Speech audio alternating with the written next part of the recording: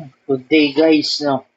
Babalik ulit tayo sa video natin. So last time na pag-usapan natin about sa general knowledge ng theology. Then napag-usapan din natin doon na kung ano yung ipo-focus natin na itatackle no sa mga susunod na mga video natin. So nasabi nga natin doon na magfo-focus tayo sa hermeneutics. Then by the way guys, no, yan, pinagpapatuloy na natin yung lesson natin sa hermeneutics. No, by the way, no, ang hermeneutics pala ay under siya no ng or sa theology ng exegetical theology. So sa exegetical theology, hindi lang hermeneutics yung nakapaloob na subject or course doon, no. Actually may dalawa pa yung actually hindi naman talaga siya sa theology din, no. Pero nagagamit kasi o kailangan gamitin. Yung una is yung etymology, no, or the study of the roots or yung root word mismo. Tapos yung historical semantics kailangan din 'yon. So ah kailangan ni hermeneutics yung dalawang bukod sa lexical, no, yung etymology at saka historical semantics kailangan din ni hermeneutics yun para ma-wind up, no, o yung concise niya yung thoughts, no. So yun, lexicon, historical semantics, etymology, no, ayan yung mga ah, tools, no, na gagamitin din o kakailanganin din ni hermeneutics, no. So without further ado, no, hermeneutics, ano bang hermeneutics or ano ba yung objective natin dito sa mga susunod na lesson, no. So doon tayo sa mag-i-introduce tayo kung ano yung hermeneutics, no. Ano ba yung hermeneutics? Hermeneutics from the root word na hermenion, no. Yan, gumagamit agad tayo ng etymology. Etymology yung tawag sa paggawa ng ganyan, no. Understanding the root word of a word, no. So, hermenion, ano ibig sabihin ng hermenion, kung saan galing hermeneutics, yun, to interpret, no. Ayun, ayun yung pinanggalingan na word ni hermeneutics. So, ano ba yung objective natin? Okay, by the end of the course, no, yung mga tagapakinig natin will be able to number one, define, no, biblical hermeneutics and distinguish, ayun nga, no, exegesis from eisegesis. Itong category na tatalakayin natin ay under siya sa category na exegetical theology. So, ayun, yung pinakaunang objective natin, no, kaya tayo mag-aaral ng hermeneutics is to define, no, biblical hermeneutics and distinguish, no, yung kung exegesis ba yung ginawa natin sa isang mensahe or eisegesis. Ano naman yung eisegesis?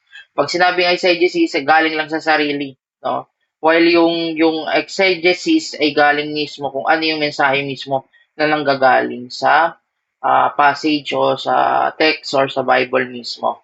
Ayan. So, kadalasan nangyayari talaga, no, yung eisegesis. Sorry, no, pero to be honest, madalas nangyayari yan. Kung ano naling nararamdaman ng preacher, yun yung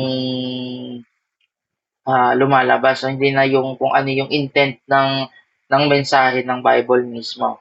So, number one yun. Number two, identify, no, the key methods and principles of interpretation or hermeneutics. Ano? So, ay eventually, no, dahil yan yung goal naman talaga ng pag-aaralan natin, no. Ipapasadahan ko lang yung mga key methods, no, sa hermeneutics, no, sa natin sa pagtalakay ng mga lessons, no, ma-encounter nyo yung hermeneutic circle, no. Actually, nangyayari, no, naman to, ano pa, ginagamit ko rin naman to, no. Minsan, hindi ko na namamalayan na nagagamit ko na yung hermeneutic circle, no. Ano ba yung hermeneutic circle? Hermeneutic circle is one of the foundational ideas that understanding moves back and forth the parts and the whole. No? So, uh, syempre, kapag nagbabasa ka, paulit-ulit mo nang binabasa yung passage to understand, no? Ah, yung pinaka-context, no, ng tawag dito, ng passage, no? So, yan yung number one, no? Kailangan mo talagang intindihin yung konteksto. Oh. Number two, ah, sometimes, no, kasi, syempre, alam ko naman madalas, no, kapag nagbabasa tayo ng Bible, most of the time may mga part na hindi natin naiintindihan, no? Wala tayong picture or kung ano yung nangyayari sa binabasa natin, basta-basa na lang tayo ng basa. Pero that's good kasi tinatry mo pa rin intindihin kung ano yung binabasa mo. No, yan yung hermeneutic circle, no. Pero kulang yan kung walang number two, historical context, no.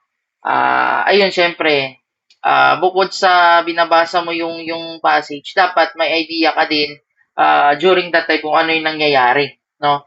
Ano yung pangyayari, no? Para mailagay mo yung paa mo sa sapatos nila. So, ano yung historical context. No, interpretation should be consider the historical circumstances in which the text was produced, di ba? So, bakit ba sinulat yung text na to o yung book na to? No, ano ba yung nangyayari?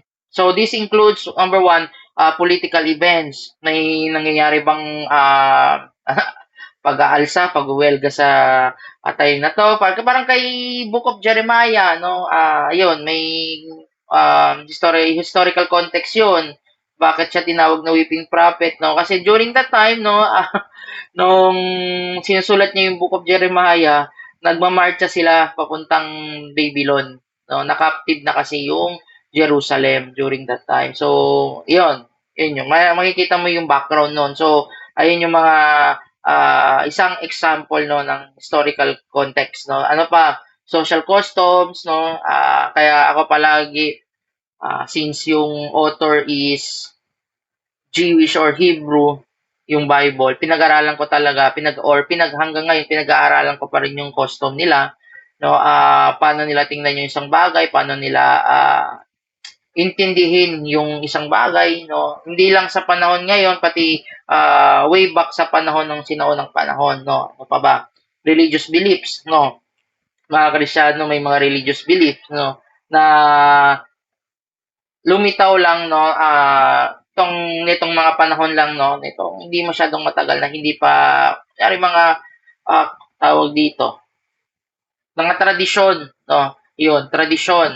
May mga tradisyon tayo. So, yung mga yung nagsulat ng Bible may mga tradisyon din yan na hindi nakasulat sa Bible nila. So, kasama yun na dapat i-consider. Like sa atin, ako, kino-consider ko din yung mga bawat tradition ng denomination para maintindihan kung ano yung perspektibo nila no, sa mga bagay. So, same goes kasi mag-aaral ka ng biblical hermeneutics, no, dapat intindihin mo din kung ano yung mga religious beliefs nila no na even though some of their beliefs hindi kasama na nakasulat sa Bible natin no. Ayun, pero para maintindihan mo kabuuan kasi minsan may mga times na may mga passages na yung underlining meaning no na may underlying meaning na nanggagaling sa custom din nila. Ayun. Like for example, ito na lang, ito matinding belief to, no? Baptism, yon baptism. Isa sa ano, yung baptism kung titingnan mo sa Old Testament, hindi naman in-explain kung paano gagawin yung baptism.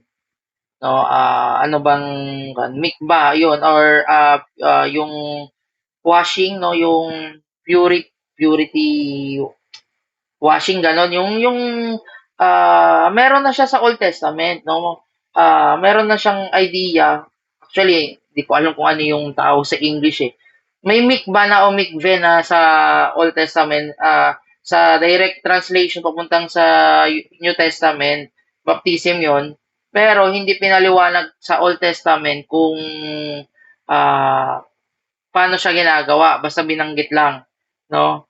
Pero sa New Testament, naipakita or pinaliwanag kung paano siya ginagawa. So, the point is, paano nalaman ng nasa New Testament kung paano gawin yon? It is because meron ngang tawag dito, religious beliefs. So, doon nakabase yung baptism na ginagawa natin ngayon, nakabase pa rin sa religious belief ng nauna sa panahon ni John, ni Matthew, ayun.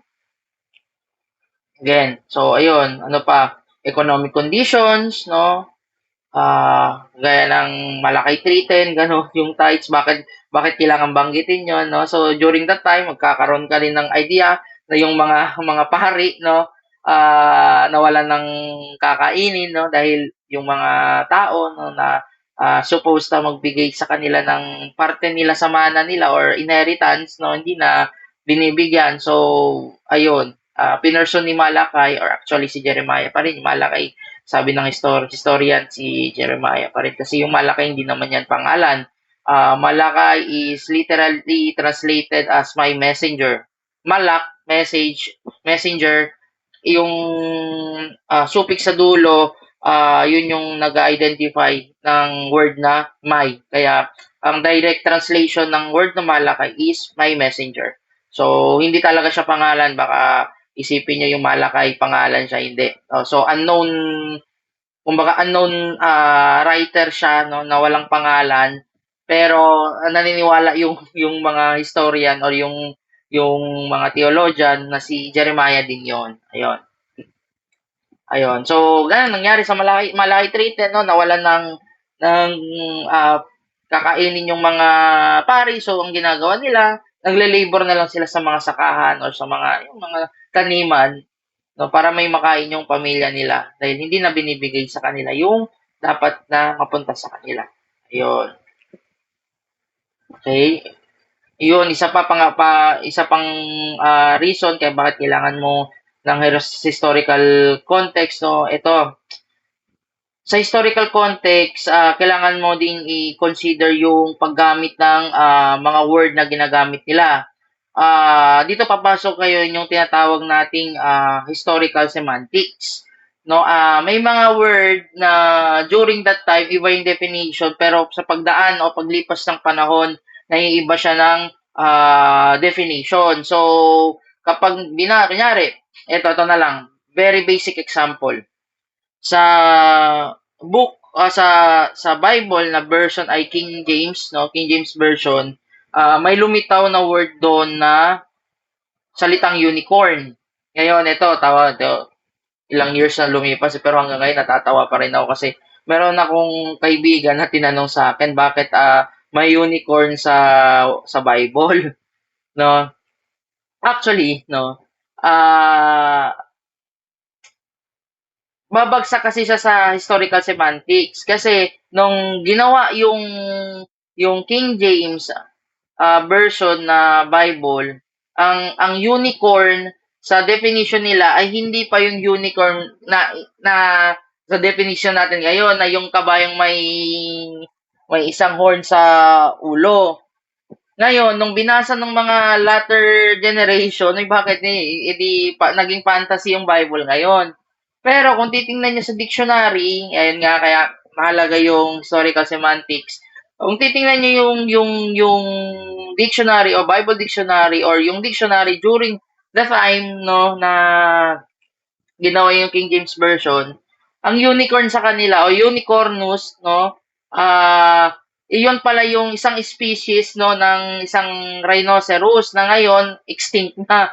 Pero kung titingnan nyo, yung scientific name ng isang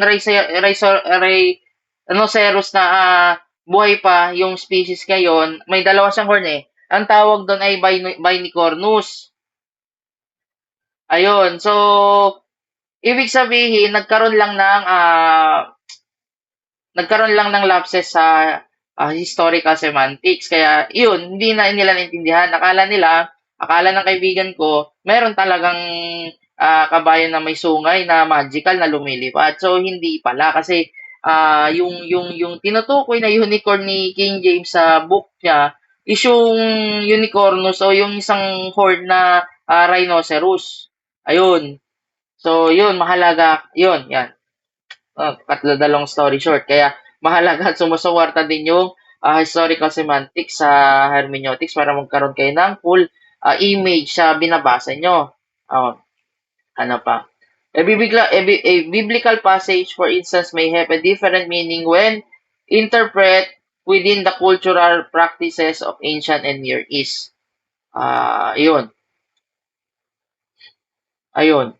So, ibig nung sabihin, iba yung perspective natin kung Pinoy ka, Amerikano ka, no?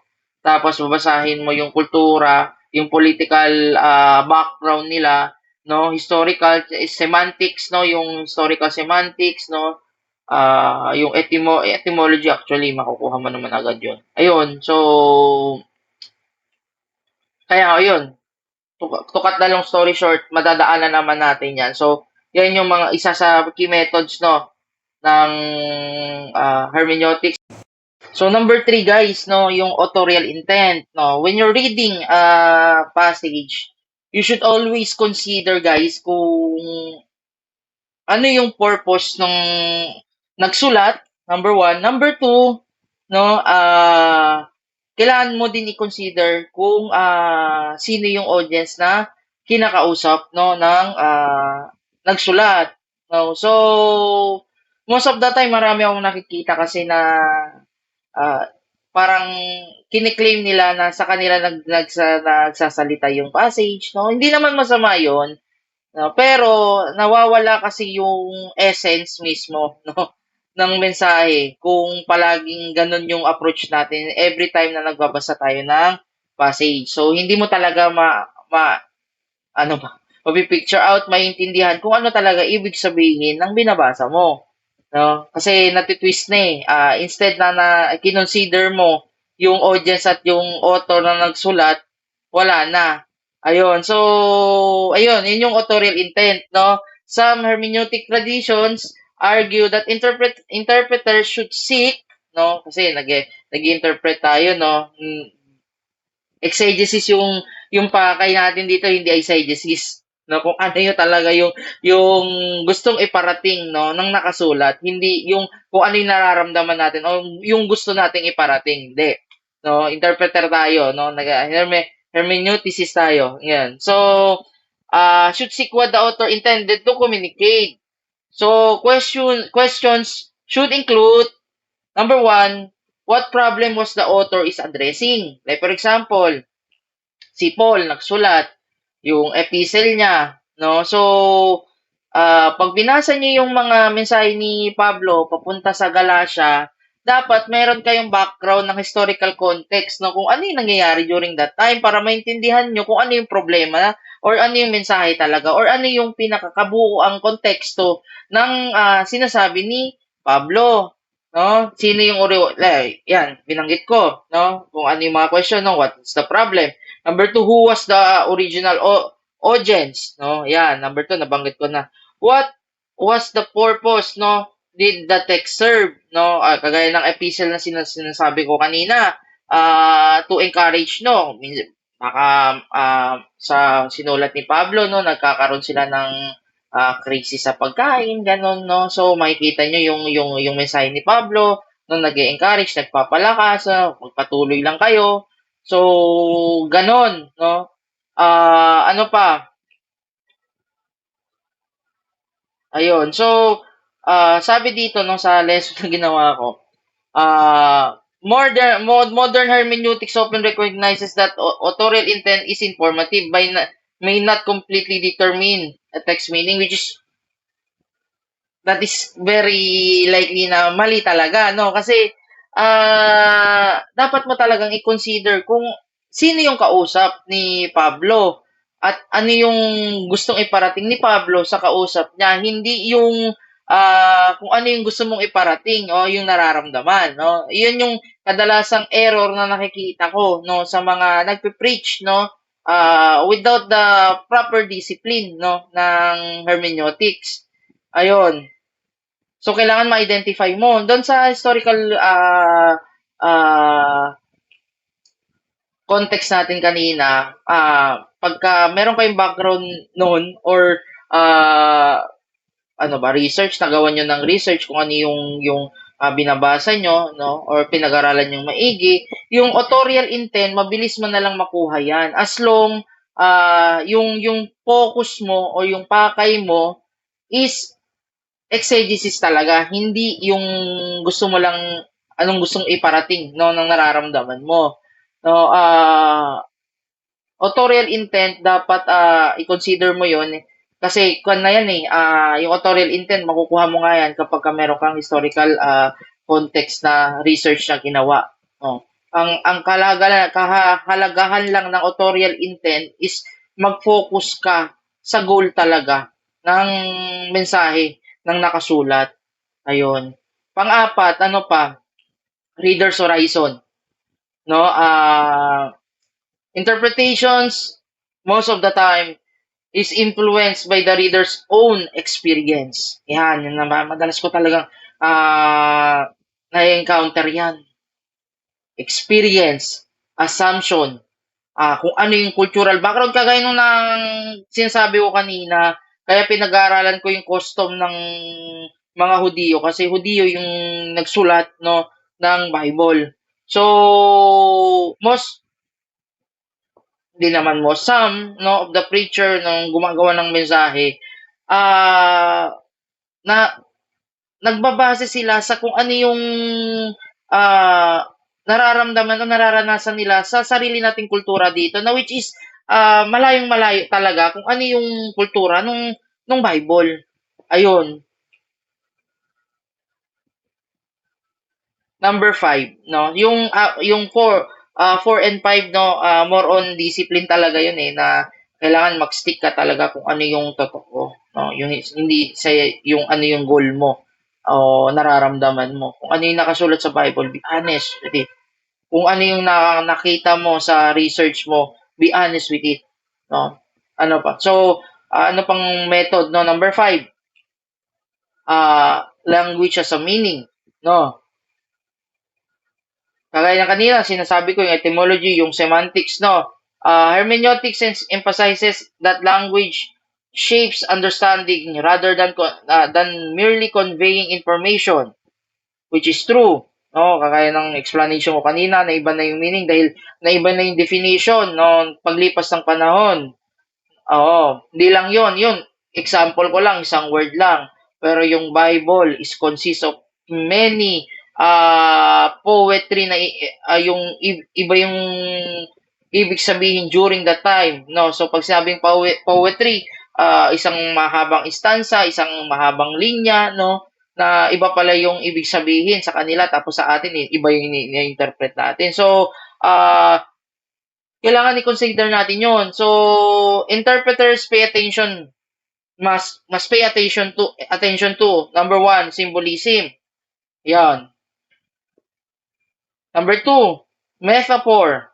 Iba-iba yung mga metaphor. Iba yung metaphor natin dito, iba yung metaphor ng ah, yung banda doon sa Middle East, no? Near East ang tawag niyan sa pag-aaral. Ancient Near East, iba 'yon. So, kung iba na ngayon, mas lalong iiba 'yung pagka pinalayo mo pa 'yung panahon, no? So, nagkakaiba. So, dapat i-consider mo din 'yon. Kaya sinasabi ko, no, medyo madugo 'yung hermeneutics kasi 'yan 'yung mga i-consider mo. Madami kang research na gagawin diyan.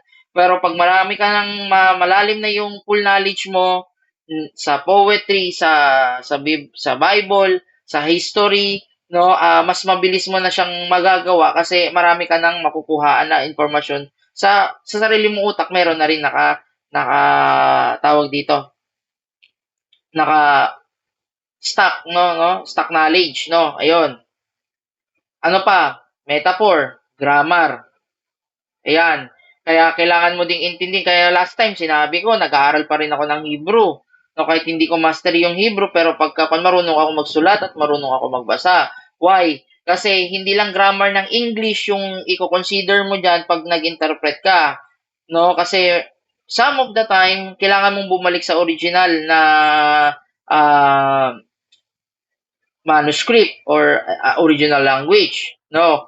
Hindi lang grammar na English yung consider mo doon. I-consider mo din yung grammar yun ng tawag dito, ng original text. Like for example, bibigay ako ng example, no?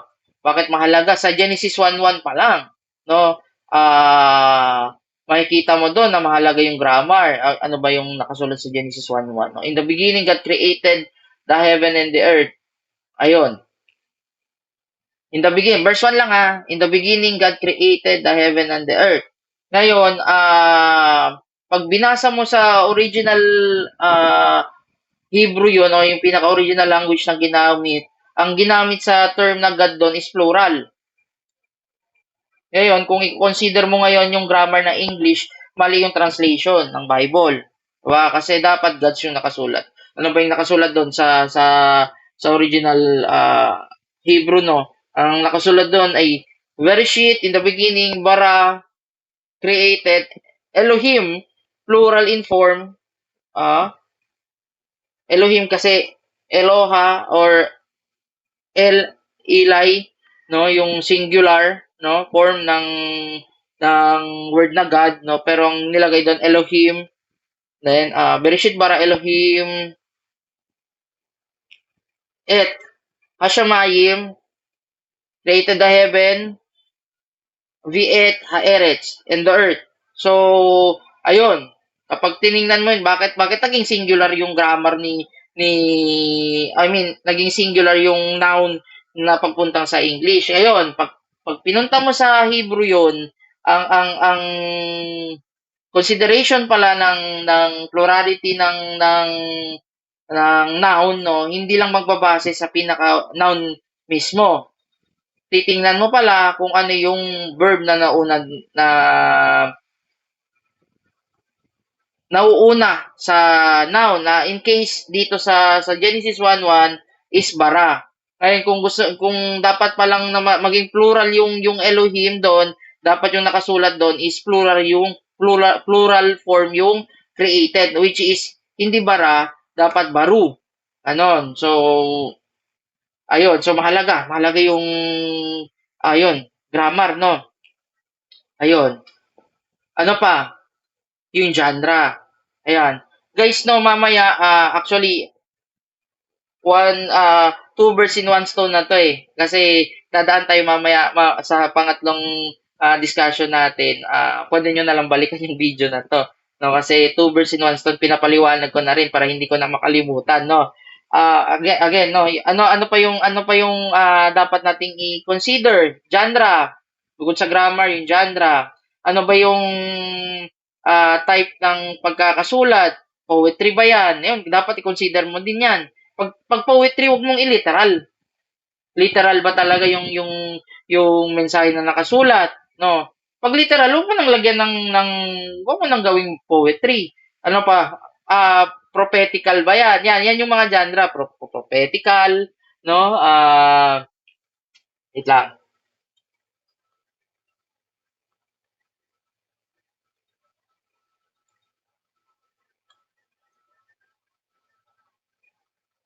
Ayun. Ayun nga, no, kailangan mo intindihin yung genre talaga, no? Ayun. Poetry ba yan? Di ba? Wisdom ba yan? Ah, batas ba yan? Law ba yan? No? Pagka law, dapat gawin mong literal yan. Kasi, huwag ka nang magbigay ng another interpretation kasi direct command yan. Ayun. Ano pa? Narrative ba yan? Yan.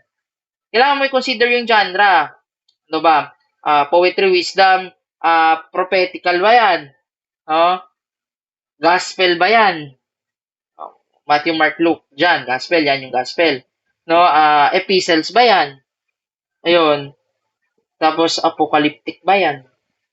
Ayun. So, yung mga bawat genre na yan, dapat iba-iba din yung approach mo diyan na gagawin. Baka yung nangyari, low yung passage na binabasa mo. Tapos ginawa mong tawag dito, ginawa mong poetry. Naglagay ka ng ibang meaning sa literal na word. No? Pagka poetry naman, alam mong hindi literal yun. So, wag mong ililiteral din naman. Baka sinabi doon na sa poetry, tawag dito, magkasama yung leon at saka tao, ginawa mong literal. Sa dadating na panahon, ang leon at tao ay magkasamang mamubuhay, ay patay. No, ginawang literal yung ganong klaseng passage. No? So, nag-picture out kasama. So, pag dumating ang Lord pala, magkasama na yung lion at saka ganito, ganon. So, pwede naman mangyari yun, guys. No? Pero, you should not consider it as a literal. So, may meaning yon sa ganong klaseng pagkaka-deliver. No? Ayun. Ano pa?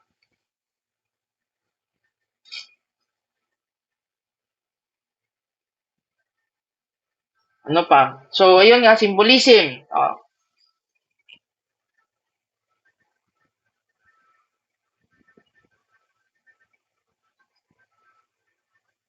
Ayun, symbolism. Then, yung narrative. So, ayun guys, no. Number 6, lastly, no, context over isolation. So, a passage should rarely be interpreted by itself. Yes. Dapat hindi mo talaga i-consider yung isang verse lang. Dapat as a whole. Kung pwedeng buong chapter, mas maigi. Kung pwedeng buong book, mas maigi. No, kasi marami akong na-encounter, iba yung interpretation sa bandang baba. Pero pag binasa mo yung mensahe sa taas, naiiba na yung takbo, no, ng pagkakaintindi ng nagbabasa. So, marami akong na-encounter niyan sa mga arguments and debates, no, yung mga ganyang senaryo na hindi ko rin naman makorek kasi hindi ko naman din masyadong ka-close, no. Baka ma-misinterpret din ako. Pero syempre, as someone who is close to me, no, dapat natin i-consider, no, yung mga verses na ginagamit natin, dapat hindi natin ina-isolate. Dapat intindihin natin. Kaya nga, kung kaya mong intindihin yung buong Bible, intindihin eh. Mas maigi yun eh. Pero kung hindi naman, chapter or buong book, yan. Mahalaga yan. Ayun. So, a passage should really interpreted by itself. Interpretation should consider. So, number 1, immediate textual context. Siyempre, yun yung sinabi ko. Yung konteksto sa kabuuang chapter. The broader work, yung literary genre, kung paano siya sinulat, yung binabanggit ko kanina, no, dapat na kung yung pagkakasulat is poetry, dapat hindi mo i-take siya as literal. No, kung literal yung pagkakasulat or law yung binigay, no, dapat i-literal mo yung i-take, huwag mo lagyan ng ibang interpretation, no? Ano pa? Bukod doon, no, sa passage itself na kailangan mo i-consider yung buong context ng binabasa mong chapter, buong context ng binabasa mong book. Dapat may consider mo din yung cultural settings. Binanggit ko na rin yung kanina sa taas, no? Ayun. So, ayun guys, no? Actually guys, no, yung mga pointers, no, na yung mga objectives na dapat isusunod-sunod ko kanina, no, hindi ko na sinunod kung paano pagkakaayos dito sa lesson ko. No, gawang babalik na naman kasi ako, no. Ngayon, ang ginawa ko, habang dinidiscuss ko kung paano i-identify yung tawag dito, ina-identify yung methods and principle, no, na ng mga babasahin natin o ng mga passages, no, nagbibigay na rin ako ng idea, no, kung paano i-apply, no. So isa sa mga actually ito yung mga objectives ng hermeneutics, guys, no. Yon, define biblical hermeneutics.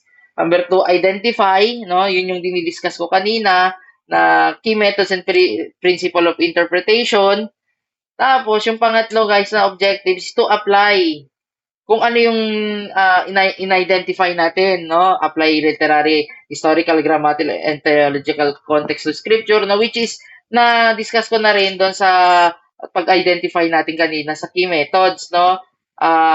Number four, yung objective is recognize different genres, which is pag-identify pa lang natin kanina ng mga methods and principle, na-discuss ko na rin po, no? So, ayun guys, no, maraming salamat sa panonood and I hope may natutunan kayo sa video natin ngayon sa introductory to hermeneutics. So, introduction pa lang to guys. So, ako naman palagi nagbibigay ako ng overview no, bago mag-proceed sa mga lesson na tatalakayin. Ngayon, sa next lesson natin, ang itatalakay natin yung literary context. So, I hope doon pa rin kayo, manonood pa rin kayo no, sa mga susunod nating video. At himay-himayin na natin yung lahat ng nabanggit ko sa taas no, kung paano siya ginagawa at paano siya kukunin. Ayun guys, no, God bless, maraming salamat sa panonood and I hope you enjoy the video.